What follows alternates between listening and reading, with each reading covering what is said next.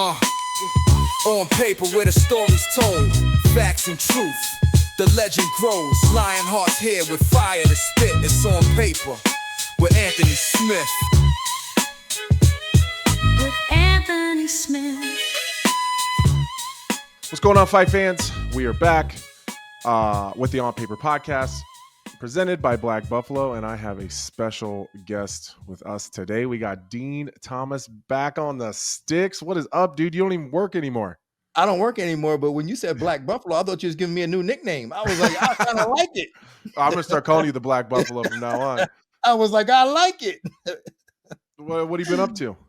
Just same old, man. I was in Orlando, Florida, testing them championship marks. These, karate kids, man, traditional karate kids, when they test, it was a 9-hour test for them. It was like 6 hours at night on Saturday and 3 hours in the morning on Sunday. I mean, it was ridiculous, man. So like, those are some really tough kids, man. Like, never sleep on a traditional karate and martial artists, man, for sure. Yeah, they're working.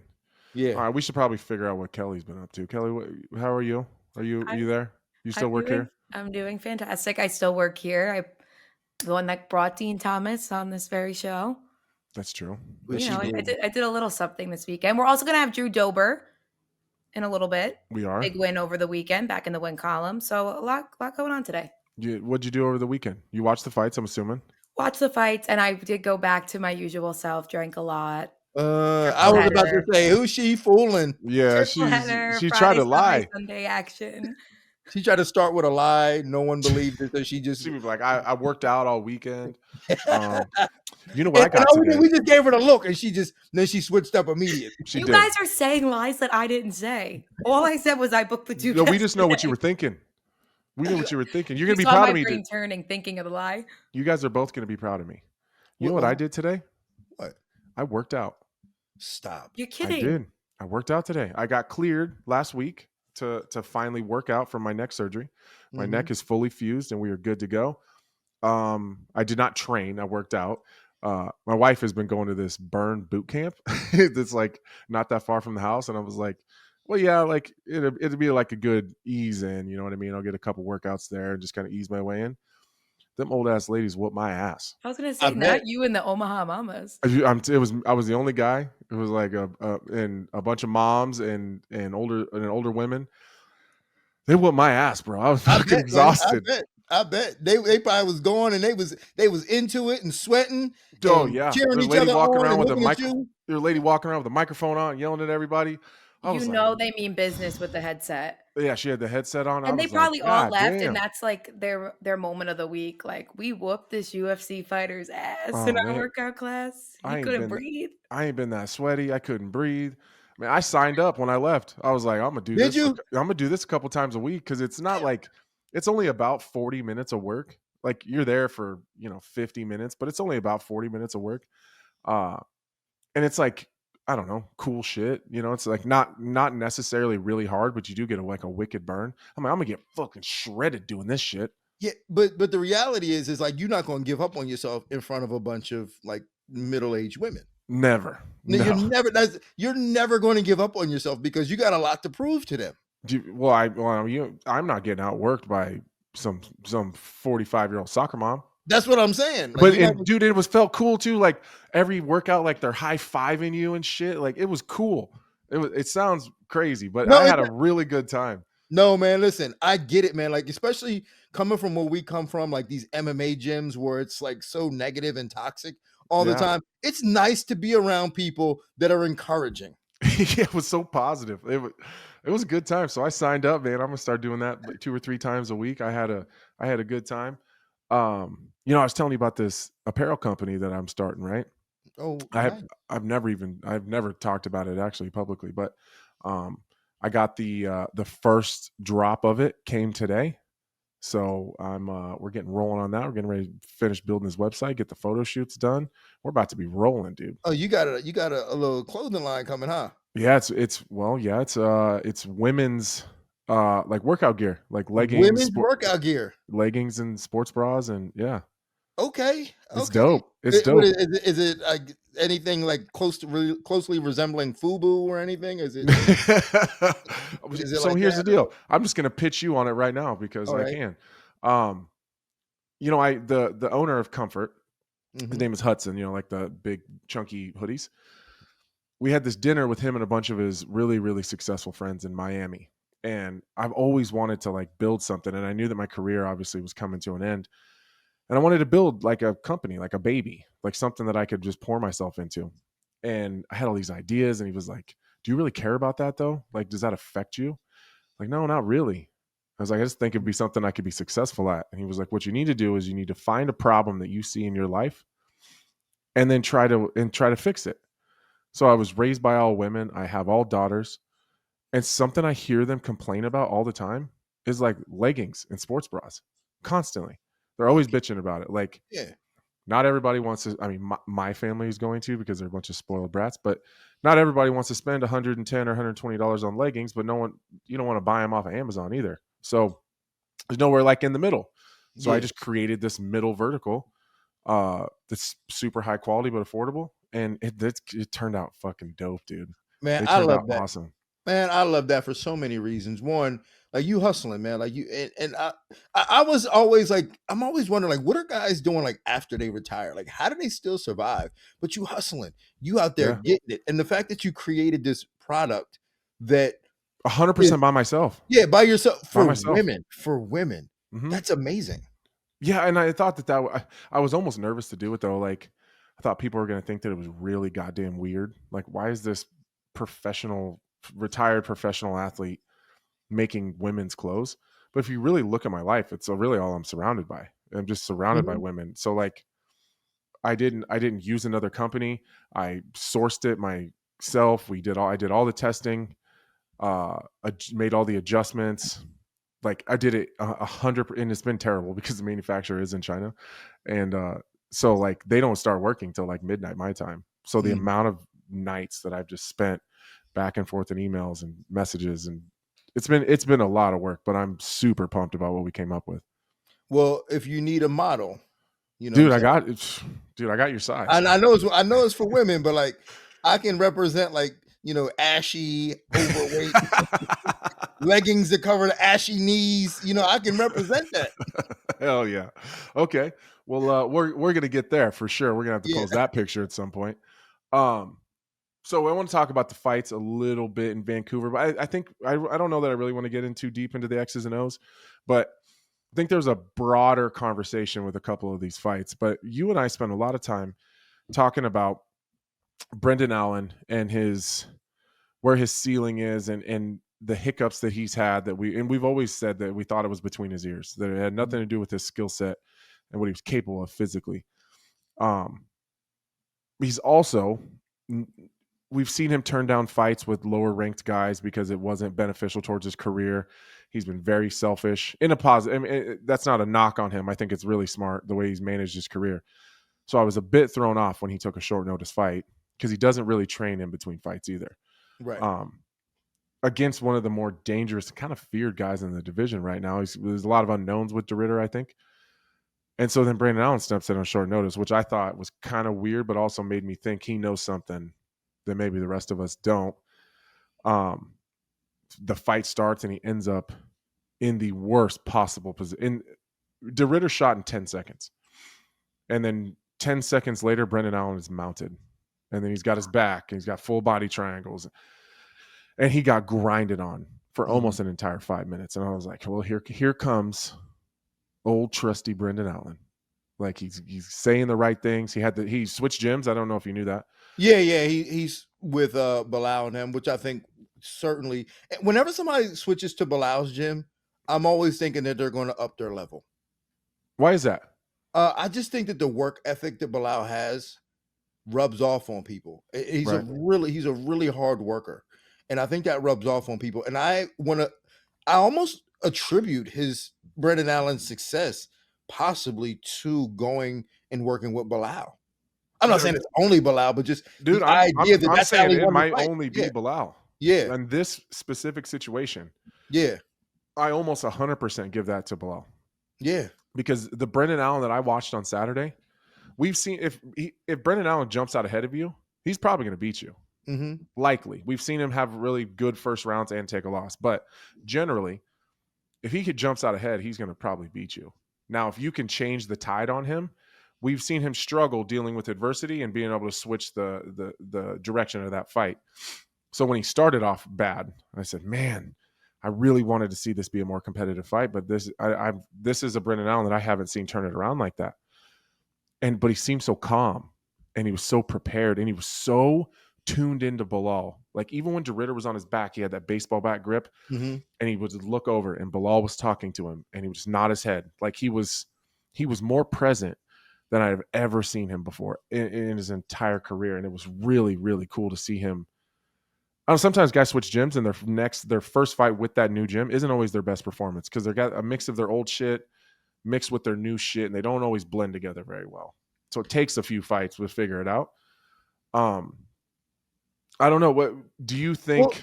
Do you think that this is is this a good view into maybe what we can expect out of Brendan Allen moving forward? Yeah, well, I also think this too with because I met Bilal and Brendan Allen at the same time at Rufus Sport. Shout out to Duke Rufus. My heart goes out to his family, RIP. But I met them there. So they do have a relationship. So they've worked together before. So I'm sure that it was easy chemistry when they got together this time for this camp. But there's just something about the common denominator of just working hard, right? Because when you're going to new gyms, normally what happens is the coach goes, oh, we got to fix you. We got to do this. We got to change this. We got to change that. You're doing this wrong. You're doing that wrong. So then the fighter, they're a little confused, and they go into fights and they're just kind of like a little confused as to what they're confident in. But with Bilal, I feel like his common denominator and his baseline is work. We're just going to work, right? Like, so whatever you're good at, it may not be perfect, but we're going to work really hard and just overwhelm people. And I think that, and right now that's kind of taken over in MMA. Like when you look at guys like Marab and these guys that just work and work and work and work, and they're just nonstop, whether they're doing it right or not, they're just working. And I think that gave Brendan Allen a lot of confidence going into this fight, saying, I know I worked really hard, and even if I'm in a bad spot, I know that Ditter didn't work as hard as I did. And we've seen Ditter get pretty tired. We have. We've seen him. In fact, when he fought Robert Whittaker, I don't know if you were on the desk with me that night, but when he fought, you were on the desk, wasn't you, in London? Yeah. Yeah. No, I wasn't on that one. So, and afterwards, he was like he just, when he spoke and he came up and he beat Robert Whittaker, I mean, he looked like a walking corpse and was just like so happy that he won and was just like, man, I want to take 6 months off. And it just looked like a man who just gave his all, right? Not like a man who like really prepared for it and was really expecting a hard fight. But I think when you train with Bilal and those guys, they're putting you through the grind to prepare you for a hard fight every time. And I think that was the difference in this fight. It's just Ditter wasn't prepared to go where Brendan Allen was. No, he wasn't. And I think some of Ditter's problems are, you've been around him obviously in person. I don't know how he makes 185 pounds. Like Alex Pereira is big, but Ditter is big around.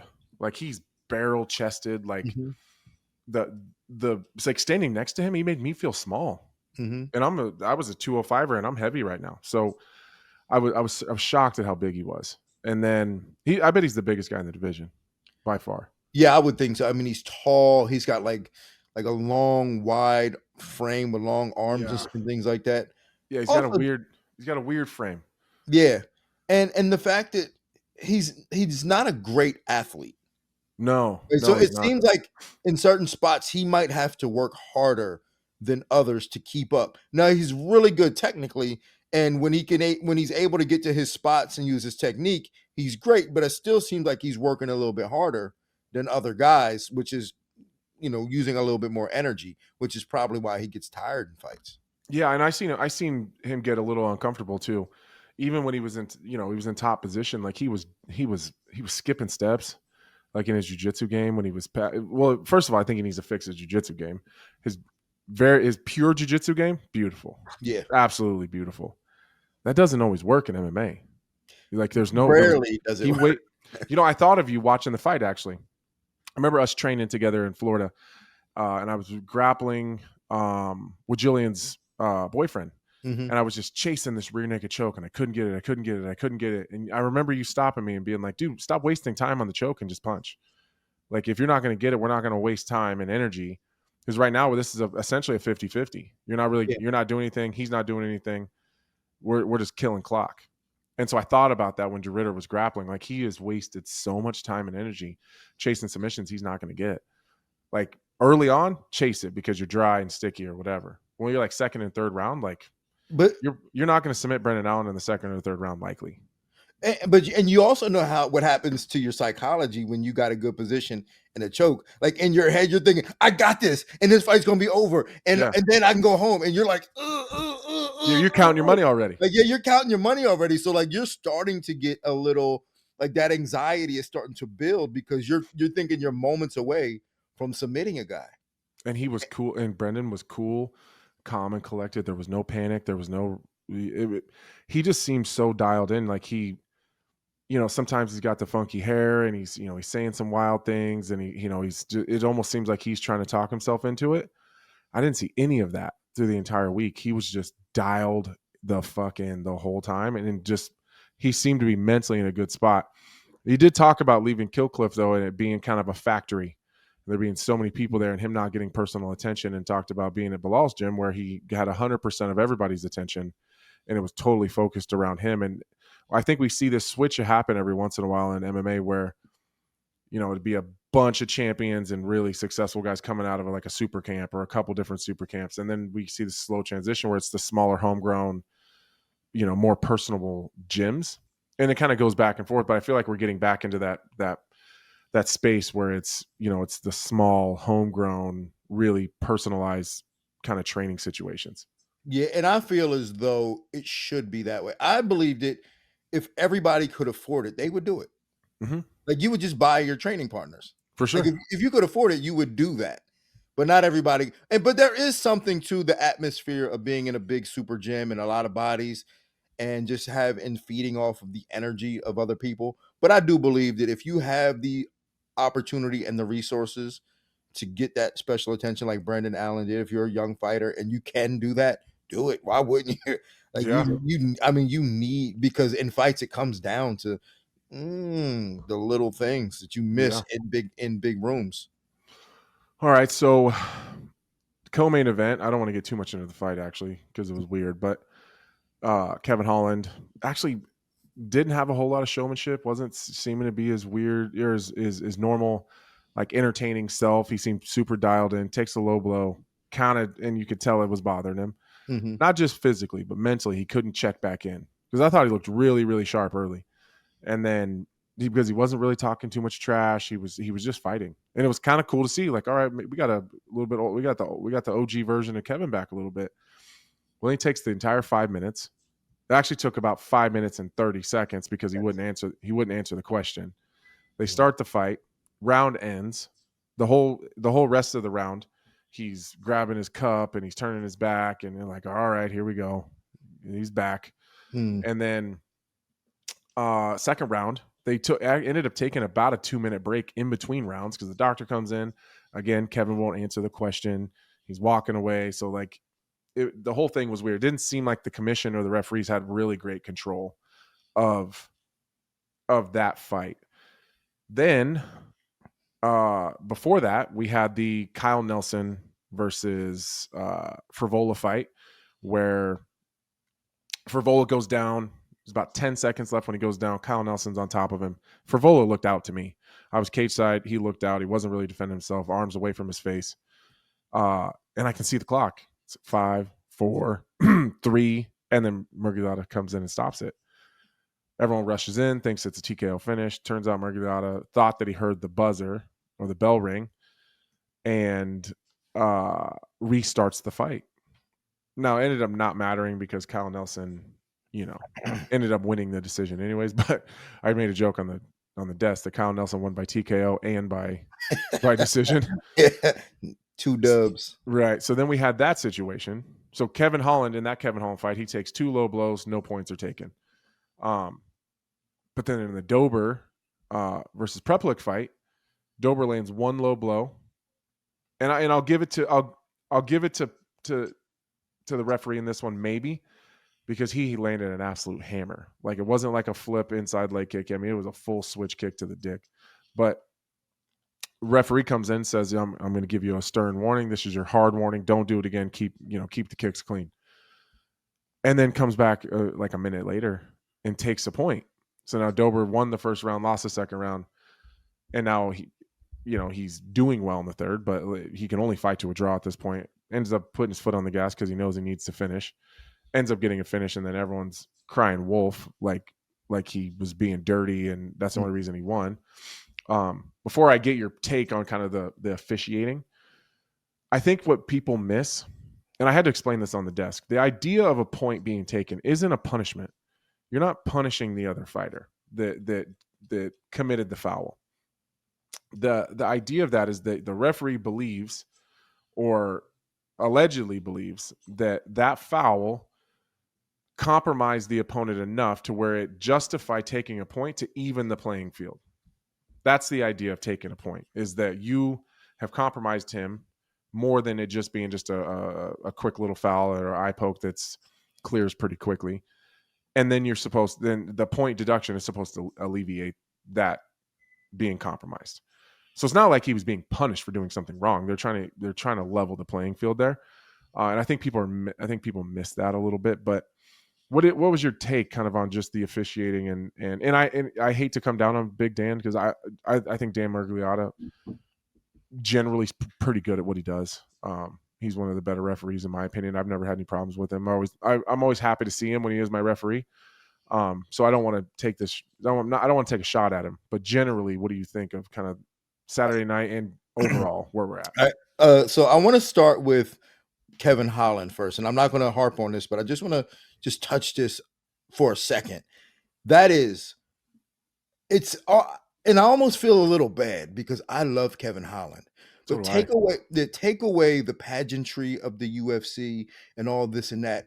I always wonder how good he could have been, right? Yeah. Because I feel like he's done himself a disservice with whatever it was. It never really connected with him to be a great fighter. And I think that he had it at some point, and somewhere it went wrong. And I don't know where it went wrong, but somewhere it went wrong to where we'll never get a chance to see how good he could have been as a fighter.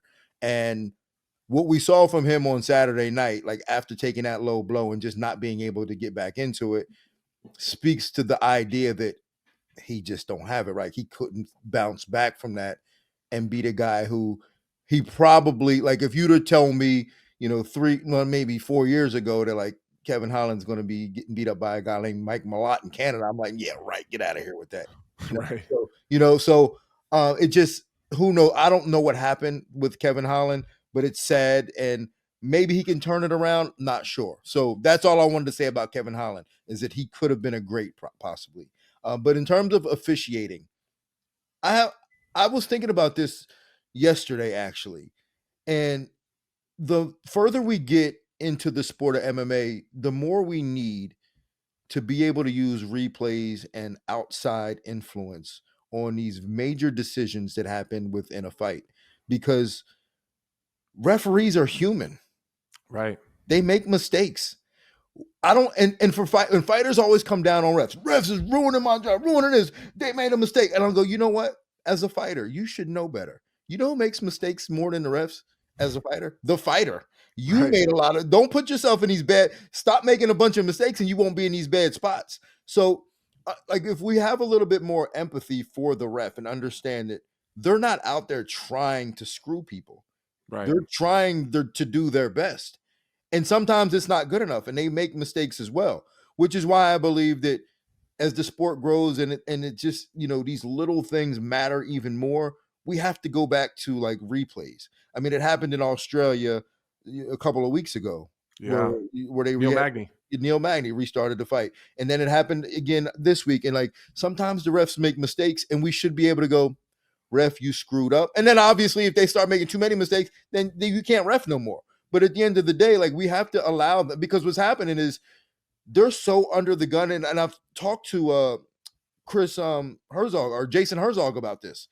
like they're so under the gun sometimes that I think they overcorrect the next week, because one week they stop it too early and everybody's getting on their case, so then they let it go a little too late, and then the next week everybody's getting on their case for letting it go a little too late, and it's just like, dude, let's allow I mean, I don't want to make excuses for them, but we got to just allow them to have, all right, next play, as opposed to getting on them week after week after week, and just say, okay, you know what, sometimes maybe we should go to an outside official to decide whether the ref was right, and then make that decision right then and there, because we're putting so much pressure on these referees that they're trying to overcorrect themselves in real time, and it's making it worse. It's making it worse. I feel like in that the Frivola fight, if we had had instant replay and we could have went back and said, okay, you ended the round too early, but you probably should have stopped it. That wasn't the issue. Wasn't like he should have stepped in that moment. Should have stepped that right, stopped that right there. Right, he should have just stopped it and just let it go. But I feel like we could have went back to the replay and been like, okay, there should have been a stoppage there. Right. And of course, there's going to be people who are going to argue that and say, well, you can't instant replay everything, and look at the Bisping Anderson fight when that probably could have been stopped right there and did, and then Bisping goes on to win. But that's the anomaly, I guess. But I'm kind of with you. The point deduction thing weirds me out. Because we have to be consistent. Yeah. We had the exact same situation in two completely different fights with two completely different outcomes. I just don't know how you remedy that, or how do you justify that? I mean, so that probably requires, especially in the same night, right? Just like a few fights apart. Yeah, like when you're dealing with the same night, a few fights apart, you definitely have to have at least some level of consistency going on. I mean, it should be consistent across the board, but again, we're human and we make errors. Refs make errors, judges make errors. So I try not to get on them too bad, because it's their job, and I don't, want to get on them too bad. But in the same night, you have to have a level of consistency. You have to go back and say, well, honestly, like we just did this we just had this situation 2 fights ago, so we got to at least be consistent within the night, and then we can talk about it on Monday. Well, the Dober kick was probably harder. Well, it was definitely harder. I mean, it was full southpaw switch kick right to the balls. Yeah. But the Kevin Holland kick seemed to be more impactful. So that was what I was confused about. Like Kevin Holland seemed to be more injured. Right. But that's the weird thing about MMA in terms of all damage isn't the same. No damage is the same. So like the same punch or kick that hurt somebody, or kick to the groin that hurt somebody, might not hurt the other person depending on exactly how it hits the cup or doesn't hit the cup. Right. So, but then you're coming down to a point where you have to trust the fighter, because who knows, was Kevin Holland hamming it up? Yeah. Right. Was he hamming it up to get a little bit of love? So it does get a little tricky. It does get a little tricky when you deal with situations like this, because some people react differently. Some guys might be like, yo, it was nothing, man, let's go. And then some guys are like, yeah. Oh, it hurts so bad. Like, and then looking around. Yeah. So that is a tricky situation. But again, I think we have to leave the job to the refs and the judges to do the right thing. And again, they're not there to screw people. That's what we got to understand, is that they're trying to make the right call. They're not trying to screw people. Right. They're not trying to make mistakes. So, I think it's just something that it's still our growing pains in the sport. And I think as we evolve, it should, I'm hoping, gets better in terms of consistency. But again, there's always going to be a problem. Saturday night's winner in Vancouver, Drew Dober. What's up, dude? Feeling fantastic.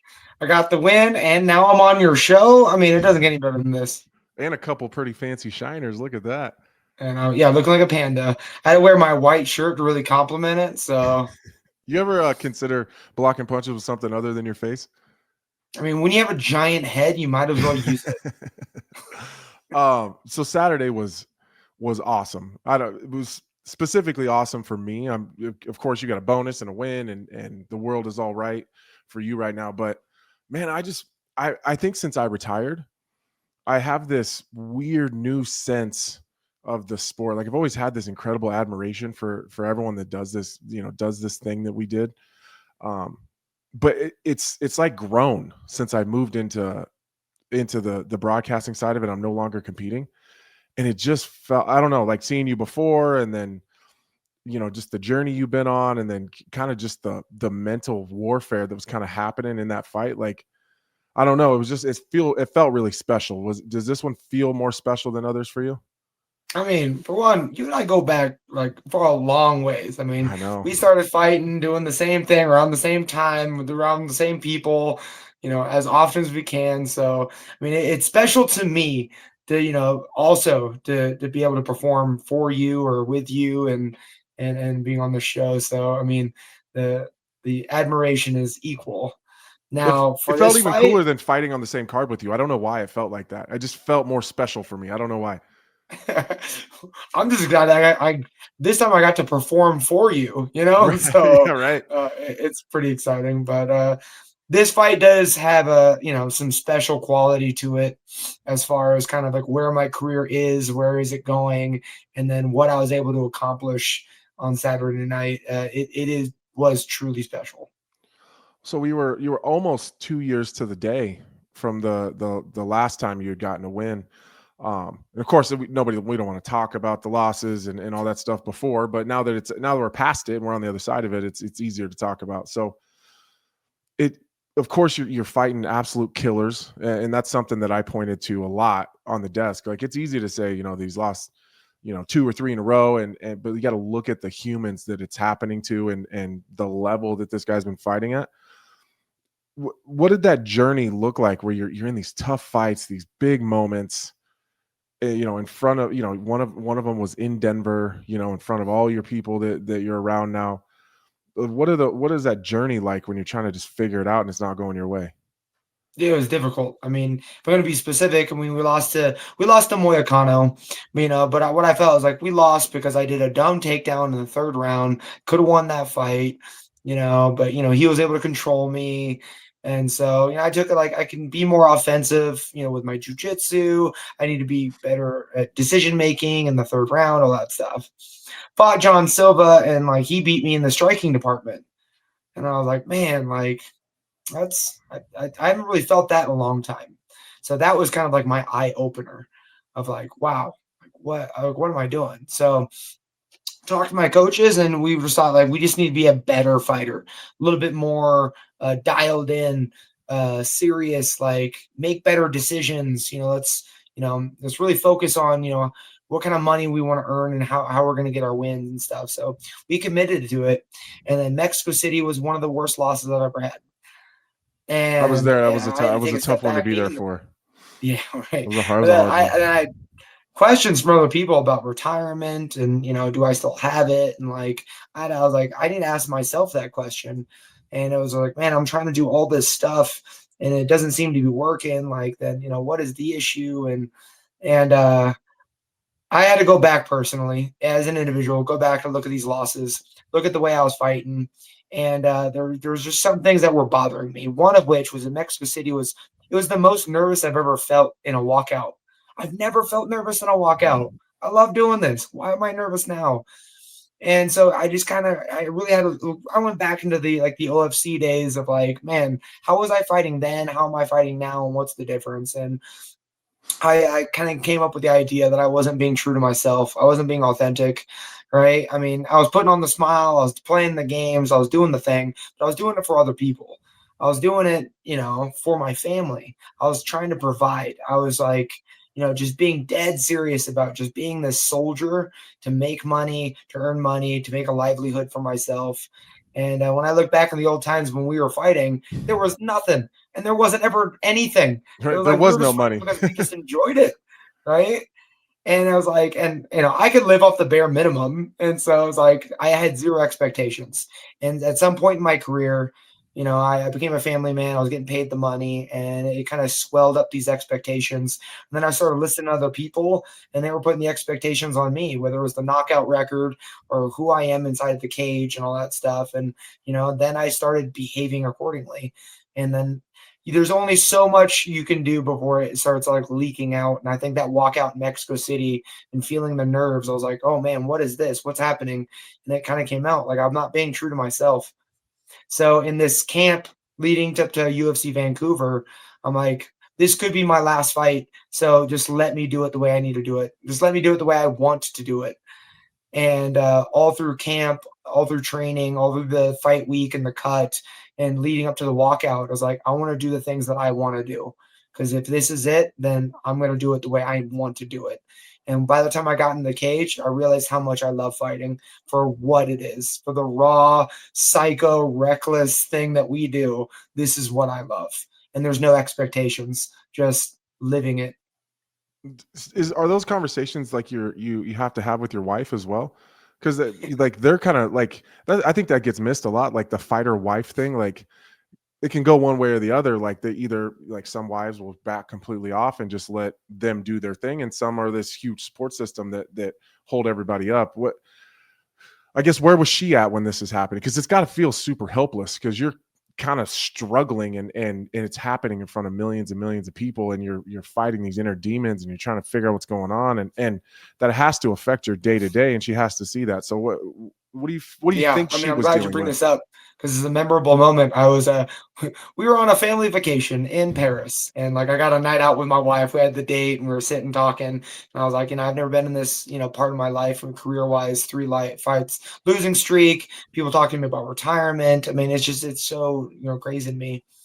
And I want to hear your thoughts and stuff like that. And she expressed her thoughts and concerns and stuff like that. She's like, she wanted to support me.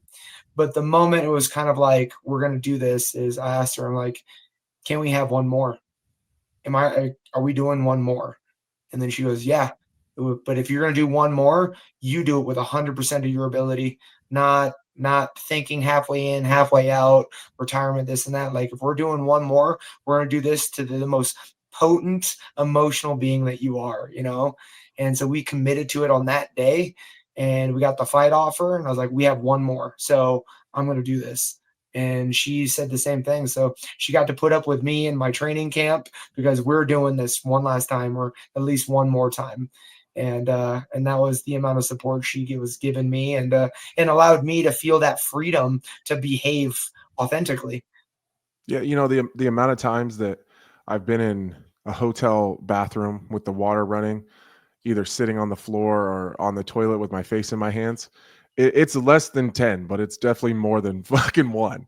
And just having, like really feeling like the fucking shit on the bottom of someone's shoe is how you feel like after some of those moments, and just having to be talked off the ledge. And I feel like that's kind of like one of those conversations that you guys had to have, and maybe not that dramatic, but no, it's similar. It's equally as dramatic. I mean, I felt the floor of a shower numerous times as well, right? Where it's like the waterworks aren't just coming from the faucet. Right. And thinking, what the fuck are we doing? Why do I even do this? Why do I even do this? And then like the next day you're like, ain't no big deal, I'll fight again. Like it's, exactly. The emotional roller coaster is crazy. But I mean, but it's equally hard on the family too, because I mean, they're in the camp with us, but they don't actually step in the octagon with us. And so, it's like they support us, they're in the trenches with us, and then the moment come fight day, they just have to watch. And so this is equally as hard on the family as everyone else. And I think I just needed that permission to do this, For sure. Well, I know now we've kind of established we don't want to talk about it too much, but I had another one of those like surreal moments when I was talking about your fight post-fight. And before we get into the point deduction and all of that stuff, I had this weird moment where I realized I talked about you being tied for the knockout record with Dustin Poirier. And we talked about that in the pre-show. And then afterwards, it's like, holy shit. Like he has it now. Now he's the sole owner of the knockout record in the lightweight division. And then I had this like weird flashback where I wanted to like tell the story on the desk, but it wasn't like the time or the place. But like just watching you walk out, with the Mid-America martial arts t-shirt on, the Century gloves, the Boil and Bite mouthpieces back then. Actually, you might be the first person I've ever seen that had a custom mouthpiece ever. Like, I just thought you were the coolest fucking guy in the world because you were like, damn, he's so good. He's got a custom mouthpiece. But like, I remember that. I was like 17 or 18 years old, like, and you were the shit back then. And it was like, man, I wish I could fight like that guy. And then like, here I am on ESPN, the worldwide leader of sports, talking about my friend holding this incredible fucking record. Like, it's got to be a really big pain in the ass to not think about it all the time. But also you want to be proud of that, right? Mm-hmm. Isn't that like, how do you balance that? But now that you're like changing you're trying to not worry about that and put weird pressure on yourself, but also be super proud of something that's that fucking cool. Yeah, no, I mean, I feel the same way, to toot your own horn. Like when you were fighting for the title, sitting on that, like the broadcast side of things, I'm like, I just remember back in the day, you know, watching Anthony Smith just fight anyone and everyone for like no reason other than just because he enjoyed it. I was like, man, I wish I had those balls. Like, I wish I was like, you know, courageous. And so, you know, and here we are, like years later, doing this thing together, and like it is super cool to have somebody, you know, doing it, you know, on your side, you know. But Omaha, Nebraska, I mean, there's something in the water. So I'm telling you. And we got Bud Crawford. We're going to talk about in a little bit too. What? And we got Bud Crawford. We're going to talk about here in a little bit too. I'm telling you, right? Like, dude, there's something in the water. Like, Jesus. But yeah, it's really like, to dismiss it, you got to really understand why. Like why is this knockout record the thing that I'm trying to carry in my heart, and like, you know, be this superhero that I think I am. And so just really, I spent all camp trying to think of like, why do I need to hear this? Like, why do I need to feel this? Is it like a confidence? Is it a lack of trust, or like it's somewhere? And so I talked to my coaches, and you know, we were just really explaining things. Like, when I'm nervous to getting ready to spar, I ask why. Right? If I feel really good after a sparring session, why? Felt like shit after a sparring session. Well, why did you feel that way? You know, and really just understanding why I'm feeling this way and why I need to feel a certain way. Like, it really helped to dismiss it, because at the end of the day, it isn't the knockout record. What it is just believing in myself. And the knockout record is just a symptom of what I'm capable of. But really, I just wanted to feel that I was capable. Right. And the work that went behind it. Yes. There's a lot of work that goes behind that record. A lot that nobody's seen. Okay, so let's get into the fight. The first round I thought went absolutely perfect. I was up there with Kiesa. We're always kind of narrating what we're seeing as the fight's happening. I thought you were more patient than you've been in the past, which is, you know, I mean, that's probably really hard to do, because I wasn't very good at being patient, because I just want the action and I just want to get into it. I get frustrated and bored sometimes if it's not kind of fiery. And I feel like you're very similar. So I thought it was really cool to see how patient you were. And then, you know, right at the end of the round, you kind of get clipped a little bit, and I'm like, God, it's okay. So he loses that round. Second round, I thought went pretty well too, but then we run into this low blow situation. Were you confused of what was happening? Like, why he told you initially he wasn't going to take a point and gave you a hard warning, and then ended up taking one? Yeah, I mean, honestly, I was just standing, you know, allowing Kyle to take the you know, the amount of time that he needed. It was unfortunate. I mean, it was definitely accidental. I never want to hit anyone in the nuts. That's not how I want to win fights. So I was just, you know, letting him take his break. But then when the ref came into the center and grabbed my hand, I was like, oh, we're doing this. And then he's taking the point away, and I'm like doing the math in my mind. So I'm like, I won this first round. I didn't win the second round, so we're 1-1. I knew going into the third round, I had to win the third round to be on the judges' scorecards. Now with the point taken away, now I can only coast to a draw. Like, right, if you win the round, it's a draw. Yeah. To where it's like, I'm going to be fighting my ass off, and my choice isn't a win. It's just a draw or a loss. And so I had the special moment with my coach, Elliot Marshall, where he looked at me and he goes, you have to finish him. And I gave him that nod, and like me and my team, we all knew what was about to happen. Yeah. And I was given the option of fight for a win or coast to a loss. And I'm like, no. I mean, as you know, Anthony Smith. That's got to be freeing though, right? Yeah. Because then you can just crash. Because if he fucking knocks you out, you're gonna lose anyways. Like if Exactly. you don't finish him, it's got to be. It's almost like a weird superpower. Yeah, I mean, it was fun for me, because I think my biggest mistake in this fight was just this hesitation. Could have been from like the losses or whatever, but like I had like this hesitation to really like close the distance. But once that point was taken away, then there was like no decision. It was I want this and I want it bad. And we're going to do this by crashing hard. And I'm glad that the audience loved it, but this is what I have to do right now. It's probably going to be the only time in your career you're going to hear an entire arena chant "fuck you, Dober." I was like, I was getting so angry. Like, you guys don't even know he's a nice guy. Like, it's not like he's one of these assholes that deserves it. But okay, so then you go through this training camp where you're only thinking as far as you can is your hand in front of your face, because you're just doing this one. We're going to focus on this one. Well, now, like, after the result, now the world kind of opens up. Where do you feel like you go from here? I mean, it's just quite liberating. The freedom I felt just fighting, one fight at a time. So now it's like I want to expand upon it. I want to make that decision I made in that third round, in the first round of my next fight, which is like, fighting is like it's taken from you. Like you don't really get to sail off in the sense that waving at people. So every fight's going to be potentially my last. I'm going to fight every fight like it could be my last. And the answer to that is I'm just going to enjoy it and just commit to the type of fight that I want to fight in. And that we saw in the third round. And so the next one, I don't know who, I don't know when, but I know like that Drew Dober that started fighting is the Drew Dober that's going to be finishing this career out. You know what's something I've never heard anyone ask you? I'm not saying it's never happened, but I've never heard it. What do you do when you're not training? I mean, obviously you're not training, dude. I nerd the hell out. Family man, you got the family you got to take care of. But like, what do you guys do for fun? Yeah, no, I'm a nerd. And not even like the fun nerd to talk about. Like I'm playing like indie games on my PC. I'm reading fantasy novels.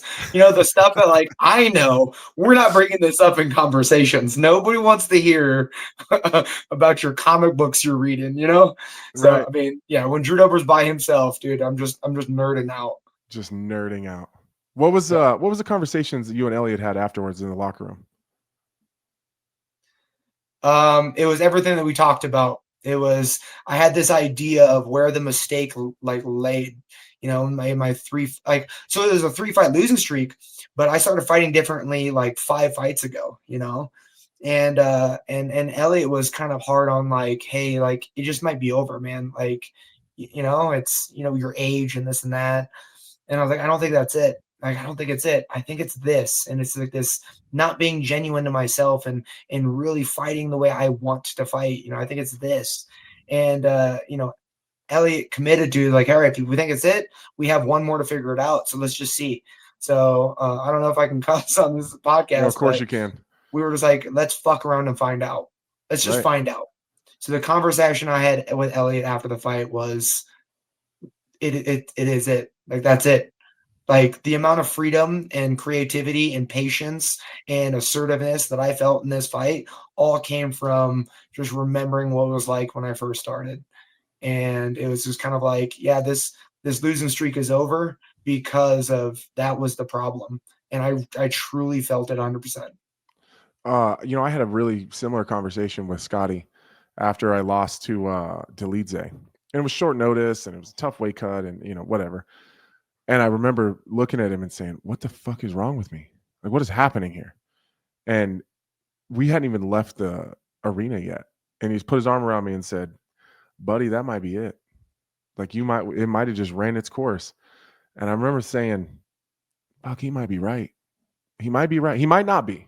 But he also might be right. And we kind of had that similar conversation. Like, all right, well, let's leave no stone unturned. And then let's just run it back. And we'll try one more. And sometimes that's a detriment, because then I believe the next one was when I choked the Brazilian guy in Brazil, and I was like, see, it's all fixed. Yeah. And then that's not the case. it was just over for me. So it's cool that like you had a very similar conversation, and that's not quite where you are. That's where I was, but it's not quite where you are. And that's got to be like this. There's no happier feeling. Like when I was waiting for you to walk in the back, it's the first thing I thought about when you were walking. Like, there is no, other than like when your children are born or when your kids do something that's really special, or they hug you and make you feel like the superhero. Other than those moments, I can't think of a time that I've been happier than that walk back after a win. I I appreciate it. I mean, it's I feel the same way. It's fucking cool. Okay, before I get you out of here, what do you think of Terrence Crawford absolutely dominating Canelo Alvarez As expected? with the Nebraska and all over him? Yeah, I mean, at the end of the day, I feel like all Omaha boys have the same issue. Is like we have all the talent in the world, but nobody wants to pay attention. So, I mean, I knew how good Crawford is, but the UFC boxing has the atmosphere of like self promotion, and like Crawford just didn't self promote, so nobody wanted to pay him the what he needed or what he earned, which TKO UFC allowed that fight to take place. We're like, all right, Crawford, you don't have to self promote. We're gonna put you against one of the best guys in the world. I knew as soon as the fight was signed, like Crawford's gonna make a name for himself now. Like it's time. He's so talented. I had the privilege of sparring Crawford, and some of the worst sparring sessions of my life. Like the dude is so talented. Like I barely survived. And it just hurts your feelings. You're like, wow, this guy is so good at this one thing that it's hard to even understand. But I mean, we're like just adding to it. I'm just gonna be tooting like Nebraska's horn in this fact that UFC 3 was won by a police officer in Omaha, Nebraska, Steve Jenham. Like we have Anthony Smith fought for a title, against John Jones. We have, Mirsad Bektik. We have Jake Ellenberger. We have like the list goes on. I mean, this small town in Nebraska has produced so many amazing fighters, and on top of that, incredible men. And it's like, dude, there needs to be a study of like why people are coming out of Omaha with these abilities. That's different. And it's going to keep going on. Because it's not a huge community. I think people are like, oh, it's the biggest city in Nebraska. It's not that big. So like off the top of my head, I can think of 10 guys that fought in the UFC and done pretty well. Like Jason Brills, Ryan Jensen, Houston Alexander, yourself, me, Mirsad, Jake and Joe. Derek Minner was there for a little while. God damn it. Grant Dawson is actually from Lincoln. So yep. Grant Dawson. Even smaller. So it's crazy. It's crazy. All right, dude. Well, I'm going to let you get out of here. But what do you got planned to celebrate? You guys going anywhere? You doing anything? I celebrated way too hard yesterday for my birthday. I think I did more damage than Kyle did. I'm like 4 servings of ice cream cake with donuts to spare. It was brutal. So what's next? Like, if I'm honest, I'm gonna focus on recovery. We're gonna focus on my next fight. I really want to double down on like my grappling offense because that could be something that can be used. But in addition to that, I think it's time for me to start teaching.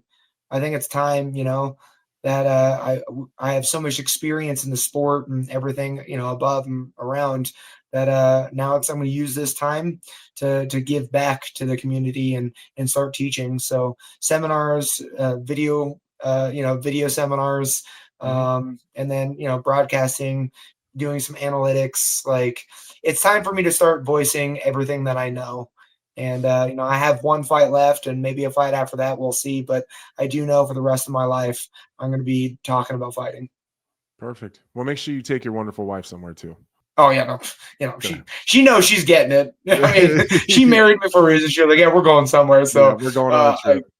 Technically, we got this all-inclusive Cancun trip planned for the family. So perfect. I mean, that's already been done. So perfect. All right, man. Well, you get the hell out of here. You tell your family hi. Tell your mother I said hello. And we'll do this again when you get another fight booked. You're the man. I appreciate you so much. Warning, this product contains nicotine. Nicotine is an addictive chemical. Black Buffalo products are intended for adults aged 21 and older who are consumers of nicotine or tobacco. If you're 21 or older and use nicotine or tobacco, it's time you charge ahead and join the herd with America's only credible smokeless tobacco alternative, Black Buffalo. Now available at thousands of best-in-class retailers like Wawa, Circle K, Sheetz, Love's, Pilot, Racetrack, and more. Black Buffalo was established in America in 2015 to honor the ritual and tradition of dip without the tobacco leaf or stem. Black Buffalo's long cut and pouches are made of barn-cured leafy greens that dip and feel like traditional products, all with food-grade ingredients and USP-grade nicotine. You're in good company with the Black Buffalo herd. Brand ambassadors like MMA Hall of Famer Cowboy Cerrone, professional race car driver Ryan Blaney, and country music star Larry Fleet all proudly dip Black Buffalo tobacco alternative, an American brand built on authenticity and respect. If you're looking for a real dip experience, long cut or pouches, go to blackbuffalo.com to join the herd. Use their store locator to find a retailer near you or ship products directly to you in most states. Black Buffalo Tobacco Alternative. The future of dip, honoring the past. All right, you want to get into this Abu Dhabi card a little bit? We'll get Kelly in here, and she'll run us through a couple of the fights. I don't want to do the whole card, but I guess we can. Well, before we get to that, we can probably just start with the main event. We got Big Tom versus Ciryl Gane. Mm-hmm. I think people are gonna freak out on me because I said it a little bit on Saturday. Oh, I gotta hear this. I don't think it's as clear cut as everyone thinks. It's just Aspinall going in and smoking Gane. Oh, okay. I don't see it like that. Could it happen? Absolutely. There's a chance that that's how it goes. But what really bothers me, Dean, is that they're using what Jon Jones did to Ciryl Gane as the blueprint, saying, well, look at what Jon Jones did to him, Tom Aspinall is going to do the same. Did we forget that fucking Tom Aspinall is not fucking Jon Jones? The only person that can do what Jon Jones does to people is Jon Jones. He is like, we haven't seen him in a while. We get some recency biases, and he is I don't care what you think about him. I don't care how you feel about his personal decision-making, all the bullshit, the drug tests. I don't give a shit what you guys think about that. I've been in there with him. He is a special human being. He is different than anybody I've ever been in a gym, a ring, an octagon, any sort of training situation. It's different. It's different. And they don't wrestle the same. They don't have the same skill sets. Jon Jones is a significantly better wrestler than Tom Aspinall, both in actual real world trophies and accolades, but we've seen it time and time again in the octagon. So I just don't think that it's that simple that Tom Aspinall sprints across the octagon. He's got almost a mirror of himself. He has another extremely large, crazy agile, really athletic heavyweight who's probably a tad bit taller, I would guess. Probably not quite as fast, but moves just as well as he does. And a more technical striker with equal power in his hands when he actually sits down on his punches. The difference with Gane is that he touches a little bit more. Yeah. Aspinall kind of swings for the fences a bunch. And I feel like Gane touches and touches and touches and sets it up a little bit better. But he's been wrestling with a couple really big, really incredible wrestlers since the Jon Jones fight. I just don't see I don't see it. I don't see Tom going in there and just grabbing him, throwing him on the ground and choking him. Or ground and pounding him out. I just don't see it like that. Now, what you're saying is very fair, and I like it because, and you know me, sometimes I'm very dismissive of fighters. Like, oh, he's going to kill him. But this is a fight where I don't think that Tom is just going to destroy him. I do think he's going to win. Don't get me wrong. I don't want to get this twisted. I do think Tom's going to win. But I think that, one, Ciryl Gane has learned, I think he's learned his lesson from the Jon Jones fight in terms of performance and just quitting on himself, because that's terrifying. That's sometimes traumatic. Like to go out there and then know that you just didn't fight well because like you was intimidated and you just kind of folded for, like, that's kind of it's like you don't ever, I've done that before. I'm like, yo, I don't ever want to do this again. This sucks. Like it's hard to look at yourself in the mirror the next day. And when you see the way Ciryl Gane has been training, you can tell he's preparing for this. Like he's doing a lot of wrestling, a lot of defensive wrestling. And I don't think he's going to get taken down as easy, if at all, maybe, right? But I don't think that's where the biggest problem is going to be. I think the biggest problem is going to be he's a little slower than Tom, I believe, on the feet. And with all the wrestling, he's probably going to be even more slow because he's been wrestling so much. Right. And probably worried about the shot so much. And if you're worried about the shot, Tom Aspinall for a heavyweight has such a fast, quick step, like a one step in, like a 1-2, boom, boom, to get in. And if he's faking takedowns, he's going to be able to get in on Ciryl Gane. Now, here's the trouble. Like you said, Ciryl Gane's a good mover. So I think this fight is pretty competitive for the first 2 rounds. Like both guys moving well, both guys defending well, some wrestling on the feet, some defending takedowns. But I think as the fight progresses, I think Tom starts to take over. What happens if Tom gets into a situation he's never really been in, deep in a 3rd round, maybe getting into a 4th? Well, because at times, again, people are gonna the UK fans are gonna let me have it right now, and I'm not coming down on Tom, but he's not perfect. No, he's not perfect. No. We've seen him throw 1-2s with his chin up in the air. We've seen the Pavlovich fight where there was a couple times where they're exchanging lead hooks at the same time, and had Tom not got there just a little bit quicker, this whole thing looks different. I mean, so he is willing to exchange at times, and sometimes he just bites down and goes, and sometimes his chin's up in the air a little bit, and sometimes he's shooting from further away than maybe he needs to. And listen, when you're that special, you can get away with a lot of that stuff. But if you get in there with another guy that's equally as special in a lot of ways, it gives me some pause. It gives me some pause.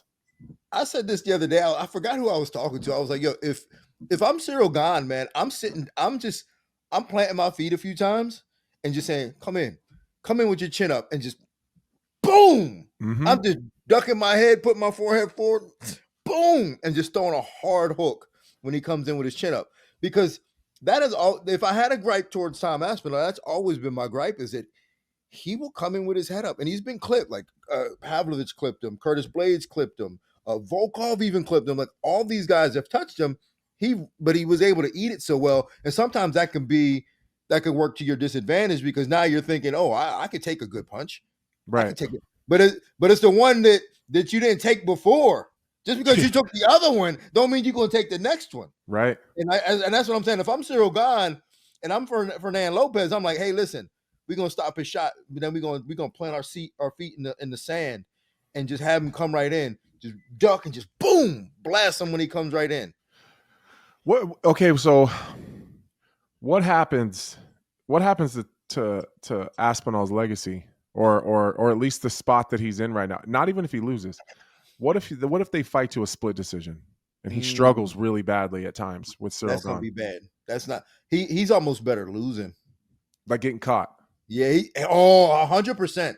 He's better getting caught. Like the worst case scenario is that like he gets beat up like for 5 rounds. He doesn't look great. Like finished in the 4th or something. Like after losing the first 3, missing, like taking bad shots, gets just outworked.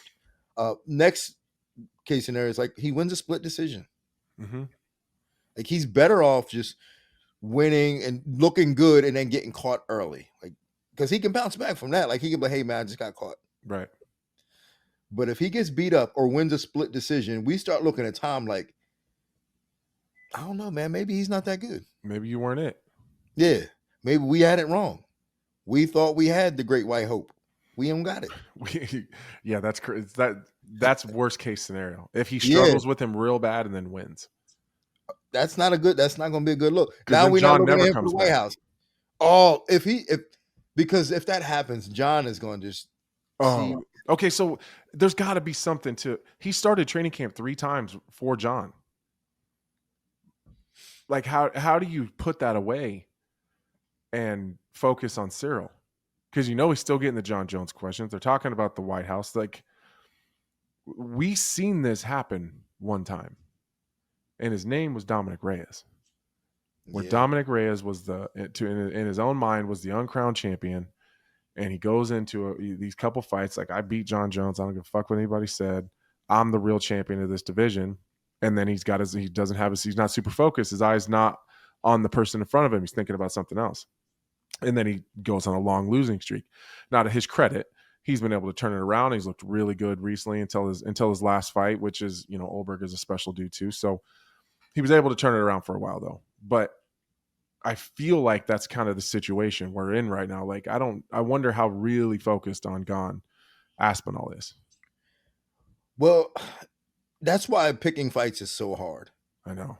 You just because we won't know until after. You don't know. Because if he loses, he'll tell us that it was because he couldn't put the John Jones shit away. That's why I wish people would just tell us the truth early, right? Like Ankalaev, he's like, oh, I had a hurt rib. It's like, well, why you ain't tell us that before all the trash talk? Right. Before you were telling us you hope the best version of Alex Pereira shows up and you just want to finish him and no excuses. Yeah, tell us the truth. Damn, my rib hurts. Yeah. Don't tell us. And like Ritter's been fighting. Apparently he's one of the 9,000 fighters that loses and has norovirus. And, come on, dude. You stood next to me at the desk. You didn't look like you had norovirus. No kidding. You know what I'm saying? Like, I'm not saying he's lying. I'm just saying he looked fine to me when I was talking to him. Yeah, but I mean, these guys got to give us all the information. You know what I'm saying? I'm trying to make a correct assessment here. I want to know the information. Right. So, but in terms of Tom Aspinall, I have to assume, like just assuming what you know about him, you have to assume that he's doing the right things. Mm-hmm. You know, I don't. You know, he's a family man. You have to assume that. I have to. You know, if he was, he's a family man. His father's his coach. He's got a tremendous amount of space. He's got kids. So you assume that he does the right thing and lives a very structured and disciplined life. Now, if he was kind of a young man out there partying every once in a while, I would probably think the other way, that maybe he's looking a little further ahead and thinking, "Ooh, White House, White House, July 4th. Let's get this back for England." You know what I'm saying? But I don't think that's the case. I have to assume, based on what I know, what I think I know of Tom Aspinall, is that he's focused on Ciryl Gane and he understands how important this fight is, because without a good performance here, not just a win, but a good dominating performance, there is no John Jones talk and there is no even GOAT talk. No, never. Greatest heavyweight talk. You got to smoke people for a while. Yeah. Or people are going to be like, well, I wonder what would happen with John. Yep. He's starting to struggle. Because everybody said it, like we've all said it. Oh, John Jones is ducking him, or Tom Aspinall is better. Dangerous fight for John Jones. And if he doesn't give us a reason to think that, we're just going to write. Well, in fact, it'll be worse for him. It'd have been better to just been quiet. Right. Because then we're going to be like, man, damn, John was right. Yeah. It wasn't worth his time. Wasn't worth his time. And do we really want to? I don't want to say that. I don't either. I don't want to say. I don't want to co-sign for John. No, I don't want to be like, yo, John was right. I don't want to say that because it's not fair. Okay, so another one of these interesting fights on the card. Mario Bautista versus Umar Nurmagomedov, which is an interesting fight to me, especially with Ayman Zahabi coming off of a split decision win over Cheeto. Listen, I love Cheeto. I enjoy every interaction I've had with Cheeto. I love seeing him. I thought he lost. I thought he lost the fight. He feels like he got robbed. I think Cheeto did what Cheeto does sometimes. He lets people off the hook. He had Zahabi hurt bad. Had him hurt bad with a jab. He doesn't do enough, man. He doesn't do enough. He has his volume. And, Chiesa's arguing with me like, no, he's changed his training. He's changed this. He's changed that. This is going to make him a faster starter. Cheeto fights at one speed. It's picking away. It's walking people down, short explosions, and then long periods of time in between. And he let Zahabi off the hook. He had him hurt bad, and he let him off the hook. And then Zahabi recovered, and Cheeto was never able to land something big on him again. And Zahabi just picked away at him. And I get it. It seems like you did more damage, but it was once. You got touched, and you were never hurt. You were never banged up. You were never he never even really got Cheeto to back up too much. Like he kind of walked him to the cage a few times and went off on him, but he just doesn't do enough. Whatever you do works every time. You just don't do it enough times. Yeah, just do it more. Yeah. You just don't do it enough times. But Ayman Zahabi is an interesting cat to me. It's kind of come on later on in his career or later on in life, I guess. He's 37 years old at a lighter weight class. Now he's beat Jose Aldo and Cheeto Vera back to back, which is two really good wins. I think he's probably one or two away from a title still, but the way that Merab is kind of throttling through the entire division, he's kind of leaving everyone ahead of him with losses. So what do you think? Do you think the Bautista Umar Nurmagomedov fight is a title eliminator? Yeah. There's no way anybody's looking at Ayman Zahabi as fighting for a title. And I don't mean that disrespectfully. Mm-hmm. I just mean that he's going to need another big performance. Yeah, he needs a really big performance. He needs a big one. And the fight with Aldo and this fight too, split decision, and with Aldo, people even question that. It's just like I'm proud of him at 37. I was talking to Mike Ricci about it today. I didn't even realize he was 37, but at 37, I was like retired. Like, get me out of here. Yeah. So at 37, the fact that he's having this resurgence is amazing. But I think that he's outdoing himself right now for sure. Yeah. And I'm hoping he can parlay this for as long as he can, but I can't see him getting to a title shot. So yes, I think Umar and Bautista is the title eliminator. Now, with that being said, this is very similar to Peter Yan and Marcus McGee. Just Umar is just going to be a little better. And Bautista's going to fight a great fight. He's strong everywhere. He's good everywhere. He's just going to be a little behind all night, I think. Man, see, I always thought that Bautista has a really interesting skill set that matches up with Merab. It might. That's the problem. He might not beat Umar, but he might have a closer fight with Merab. Yes, that's the problem. Is I think certain guys will match up better with Merab, but they're just not going to beat a guy like Umar. Like Umar will probably just be a step ahead of Bautista all night, and not by much neither. Just winning the exchanges. They go back and forth, and there's an exchange, and Umar gets the better of it, and then they wrestle, and Umar gets him in a better position. So, and it's probably not going to be the most entertaining fight, but it'll be enough to put Bautista in his place to show him that, hey, listen, there are some levels to this. I still have some work to do. And Umar will be like, hey, give me a title shot. Right. And he'll probably get it. And he'll probably get it for sure. He'll probably get it. And they'll fight in January too. Yeah. Right. Kelly, is there any other fights on that card that stand out? We've got a second title fight. You guys just did main event, right? Mm-hmm. Co-main event, vacant women's, the strawweight belt, because obviously Zhang Weili moving up to fight Valentina Shevchenko next month at MSG. So we've got Virna Jandiroba taking on Mackenzie Dern.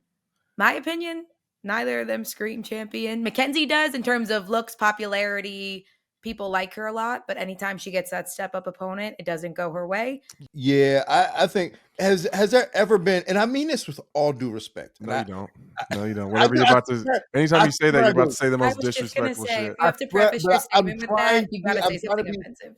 I'm trying to be as respectful, but has there ever been a more insignificant title fight in the history? Not maybe in the history, but in the last recent memory. We're just with all due respect, no. Okay, so you get where I'm coming from here, right? Like no one seems to even care or have batted an eye at this fight. Well, for me, it's hard because I think either girl gets smoked by Zhang Weili. So I think it's that's hard the for problem. me to look past that. That's the problem, is that they're getting a title shot because someone else left. So I don't know that people are looking at either one of them as the rightful title challengers. And I don't think that anyone gives them the respect to even pretend that there was a chance that they could be Zhang Weili. I think that's the problem. And they can't do anything about that. Unfortunately, I think Virna has a pretty good shot at it though. She looked really good since they fought. And I think that's worst case scenario for the UFC. The best case scenario, Mackenzie goes out there, shoots throws that big ass overhand into a double leg, takes her back and chokes her. And then now you got like a really promotable, very, I don't know, just was fucking, for lack of a better term, like a very attractive, very personable, very good on the mic.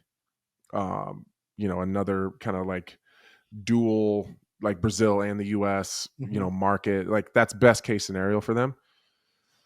It goes the other way. That's a marketing nightmare. Well, if you look at some of Mackenzie's performances, like part of me thinks that she has a little Kevin Holland thing going on where she just hasn't reached her potential, because I think she's better than, it's weird to say this because she's fighting for a title, but I think she's better than what she's ever showed. Like her performance against Angela Hill. I mean, that had to have been a nightmare for Angela Hill trying to get through that fight. Right. I mean, Mackenzie Dern, she punches as hard as anybody in the division. Mm-hmm. She grapples as well as anybody in the division. She's got gas for days. She doesn't get tired. So it's just sometimes she doesn't seem like she even cares about fighting. Yeah, well, and then sometimes she puts in a performance. Like sometimes she'll have one of those performances where she looks great, and then sometimes she has one of the ones where she fought. God damn it! Who'd she get knocked out? She got smoked by Andrade. Oh yeah. It's man, like Andrade did her fucking dirty. Yeah, and we've seen Andrade. She's like, it's a coin flip at some time. Like at times it's a coin flip with Andrade. So I don't know. It's like she's a bit inconsistent at times. And that's what I'm saying. Like if she were to take, and I've spoke to her on the desk and she's like, oh, I didn't really know how to to shoot and punch or shoot takedowns with punches. Like she didn't like, and she was like already a professional and didn't know these things. And I'm thinking, how did you make it so far? Right. And Because she's so, just that damn good on the ground. And she that's what hits I'm saying. so But fucking hard. she's really good on the ground. She's very athletic and just and she's like born for this. She's been in combat her entire life. I feel as though if she takes it seriously, I think she should win this fight pretty handily. Yeah, she's just a marketing department's dream too. Yeah. Because she's so good on camera, she's good on the mic, she's good in interviews, she's good, she's not terrible to look at. She checks all the boxes. She just got to win. She just got to win. She She got just got to win. And if she can win, she UFC will have a good champion on her hand and they can parade around to events and do different things and put her in magazines and hell yeah. And I'd be happy to see it. I'd be happy to see it. I'd be happy for her. What else we got, Kel? Huh? Other than Chris Barnett on the prelims, that guy will always get my attention. Chris Barnett, the heavyweight? Hell yeah. Hell yeah. No, the flyweight. Hell yeah. He's the height of a flyweight. Yeah. Last two fights on the main card, opening up a light heavyweight fight. It'll be Alexander Rakic, who obviously, Ant, you're very familiar with, taking on Azamat Murzakanov. And then we've got a heavyweight fight, Alexander Volkov taking on Jailton Almeida. Ooh, those are two good fights. Yeah, I think Almeida wins that. I think Murzakanov wins that. But I love Chris Barnett. I've known him his entire career. I remember when he was like 360, and I was like, man, He was just out of lose Ohio, right? No, well, he was in Georgia. He was in Florida for a while. I think Yeah. he's in Georgia. I don't know exactly where he is right now, but I remember when he lived in Florida, and I was thinking, if you just lose 100 pounds, you'd be able to fight in the UFC. He was doing backflips at 350 pounds. He's Something else. Yeah, he's something else. Yeah, I think Murzakanov, he's a tough out, man. He hasn't been beaten in the UFC yet, I don't think. No. Yeah, he's a tough out. Really fast southpaw. Really small for the weight class, but he's so goddamn fast. Got a pretty good grappling game. Good power in his hands. He'll get it. Rakic doesn't box well, though, as we've seen in the Yuri Prohaska fight. Rakic doesn't box well. He doesn't fight well on the inside. That's where Murzakanov does all of his heavy lifting is on the inside. So I'm sure he'll get inside the kicking range pretty early and start banging Rakic up a little bit. Rakic needs to go to heavyweight. I've been saying that for a long time. He's a massive, massive man. And if he didn't have to worry about sucking himself down from 255 or 260 to get to 205, I bet he'd go on a pretty good run at heavyweight. But he spends his entire training camps just getting smaller, not worried about getting better. So you see the same version of him every time he fights. I think it feels like he holds his breath when he's fighting too. Like, he does. Relax a little bit. Yeah, chill out, bro. But he would honestly do well at heavyweight. I think so. He really think would. so. I think Johnny Walker would have a much better career at heavyweight as well. He would. There's a couple guys like that are just, I think they would do better at heavyweight and they would be comparable in size to most of them, other than the top 2 or 3 guys. I'm with you. Who do you think Jailton Almeida wins that fight? Yeah, I think stylistically it's a bad matchup for Volkov. I mean, traditionally he hasn't defended takedowns well, and I'm sure he's working on that. But just that first step that Almeida has, he throws that kick, and he almost has a shot very similar to Hamzat, where he shoots really low and just glides across far away. Yeah. I think that like he's going to get in deep on Volkov, and I think Volkov's going to have he's going to get tied up pretty early. Yeah. And those taller, especially the way Almeida wants to wrestle, he's got a lot of leg to get a hold of. I know. He's got a lot of leg to get a hold of. And he climbs to the body really well off of that single leg too. That's a nightmare for a guy that tall. Go from a single leg that's in deep to a body lock, that sucks. Yeah, but unless Volkov like catches him early with a knee on the way in, just like bang. It'd have to be a knee though, because he's not like a big power one punch guy. No, and it'll have to be like either timed or just like he threw it at the same time he was shooting and just happened to catch him. But other than that, I think just stylistically, 9 times out of 10, Almeida gets in on him, gets him down, gets his back, and probably chokes him out. Yeah, I think that would be a quick one. All right. Well, I don't think I got anything else. Let's get you the hell out of here, Dean. So I want to thank everyone for tuning in. Make sure you guys go like, subscribe, share with your friends. It's really easy for you guys and really helps us out here a lot. So I want to give a huge shout out to Drew Dober, who came on post-fight. And I want to always give a shout out to my main man, Dean. I look forward to working with you again whenever you decide that you want to start working. I don't know what happened if you got hit the lottery overnight and just decided you're quitting. But make sure you guys tune in. I'll see you guys next week. We partner with Homa Fight Picks to get you the most accurate and well-researched fight predictions. They do all the legwork so you can focus on winning. Picks will be sent directly to your phone via text or email. It's totally up to you. The second we upload them. Use code Lionheart to get 7 free days at winnable.com/HOF picks. That's WINIBLE.com/HOF picks. with Anthony Smith.